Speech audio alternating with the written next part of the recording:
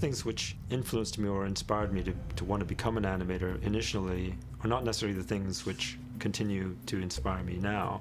Like, as I've grown older and more experienced, my tastes have changed. I try to draw from a lot of different sources. The most important one being personal observation, just looking at your environment, your architecture, people, studying the way people look. I've spent the latter half of my life observing fantastic things, but it's always after the fact. That changes now.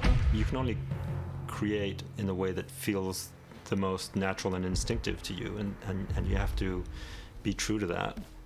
Trying to imitate something that pre-exists or that's predetermined tends to create work that's very inbred and staid and not fresh. You got 1 million UDs standing around collecting dust. I try very much to avoid those kinds of formulas.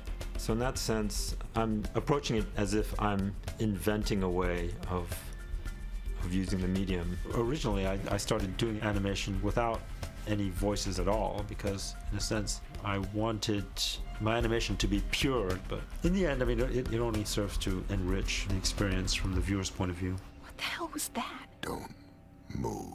Whatever medium you're working in, what you're really interested in is the emotional experience that the viewer gets, the audience gets, from looking at it. I think of animation as a method of filmmaking, first and foremost. I don't really see much of a relationship myself with comic books and graphic novels. I mean, apart from the way you draw characters. When you're an animator, you do a lot of quick, rough drawings. You need to spend more time on each drawing when you're doing a comic book, I think, because it lingers on the page and it has to hold up by itself. When you're an animator, your drawings flash by on the screen in, fractions of a second. And one way of thinking of animation is the control of the subliminal image, because you're looking at a rapid succession of images that flash so fast that they only register subliminally. And I like that elusive quality of the image in animation. But a man like you does not understand such a thing by being lectured. You must experience it. I'm very fortunate to have a really, I think, a very top-notch crew here.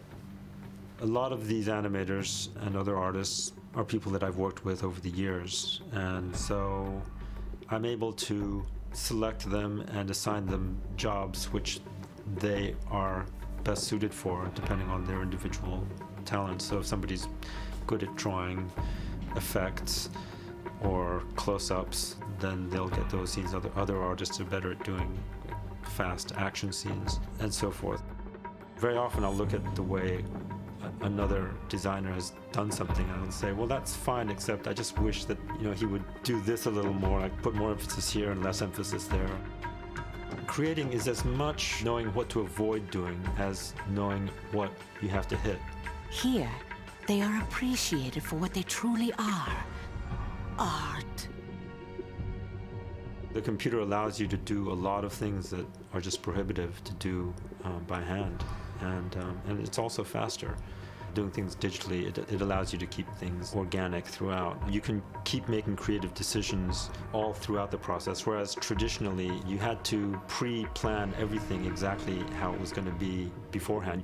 For me, the thing that is appealing about doing animation by computer is that it continues to progress, and so the technology keeps advancing, and each year practically we see the medium develop, whereas you don't get that with 2D animations.